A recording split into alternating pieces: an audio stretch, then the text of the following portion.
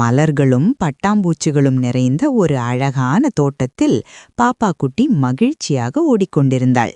அப்போது ஒரு மரத்தில் மினுமினுக்கும் ஒளியுடன் தொங்கிய ஒரு மாய ஆப்பிளை அவள் பார்த்தாள். வாவ் என்று ஆச்சரியப்பட்ட அவளிடம் ஒரு குட்டி அணில் நண்பன் வந்து, நல்லது செய்தால்தான் இந்த மாயம் நடக்கும் என்று சொன்னான்.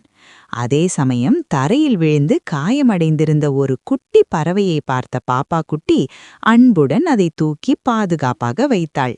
அந்த நொடியிலேயே மாய ஆப்பிள் இன்னும் பிரகாசமாக ஒளிர்ந்து சிரித்த முகமாக மாறி அந்த பறவை மகிழ்ச்சியாக வானில் பறந்தது. வானத்தில் அழகான வானவில் தோன்றியது. மாய ஆப்பிள் ஒரு பிரகாசமான நட்சத்திரமாக மாறியது. பாப்பா குட்டியும் அவளின் அணில் நண்பனும் சந்தோஷமாக சிரித்துக் கொண்டிருக்க, நல்லது செய்தால் உலகமே சிரிக்கும் என்ற அழகான செய்தியுடன் கதை முடிந்தது.